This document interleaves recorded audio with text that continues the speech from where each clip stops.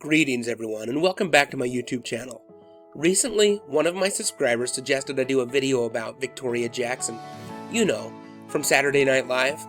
Well, it got me wondering, what has she been up to since she left the show? Now, spoiler alert here, it's a wild ride, so let's jump in.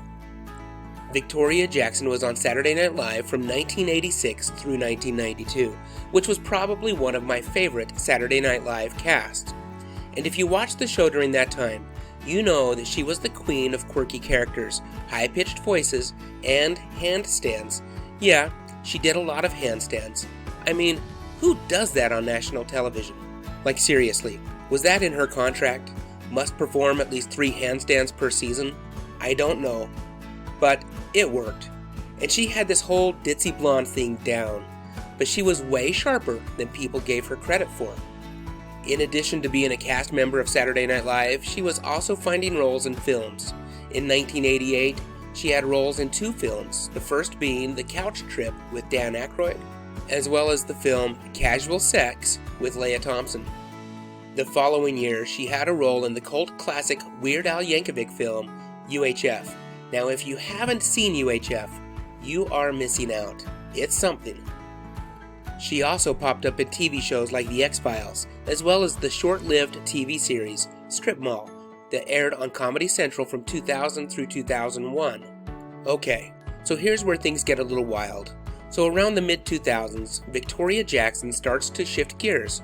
She gets really vocal about her Christian faith and becomes a pretty prominent figure in conservative politics. And when I say vocal, I mean very vocal. I know, not what you expected, right? I mean, you've got this quirky SNL alum, and then suddenly she's out here making headlines for her political views. I guess that's showbiz, right? Either way, she stayed in the public eye, just not for the reasons that most SNL alumni do. Unfortunately, Victoria's journey hasn't been all smooth sailing. In 2015, she was diagnosed with breast cancer. Her only symptom was a cough. It was stage 3, and she underwent a double mastectomy. In 2017, she released the book Lavender Hair, 21 Devotions for Women with Breast Cancer, in which she discusses her experiences, emotions, and battle with this disease. Yeah, not everything's a punchline, you know, and sometimes life hits real hard. Victoria still found time for comedy, though. In fact, in recent years, she's been doing stand-up again, only this time it's more faith-based, Christian comedy. She's also performed at a bunch of Christian events, mixing her quirky humor with her beliefs. Sadly, in August of 2024, Victoria Jackson publicly shared that her cancer had returned in the form of an inoperable tumor pressing on her windpipe. Unfortunately, her doctors have advised that surgery is not an option based upon where the tumor is located. She has instead been prescribed a targeted medication aimed at slowing the tumor's growth and extending her time. She has openly discussed this prognosis with her fans, maintaining her trademark humor and gratitude and saying, "I have had a fantastic life."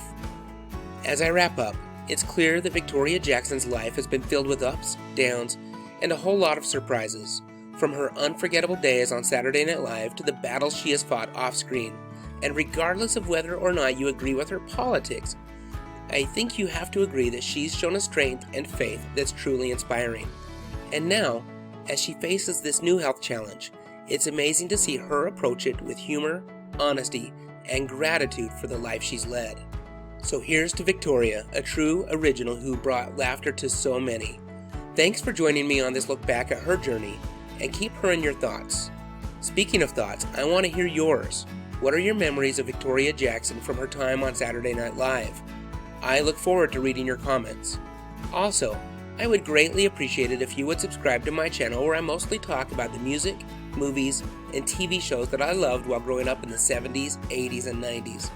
As always, thank you so much for watching, stay safe out there, and have a great day.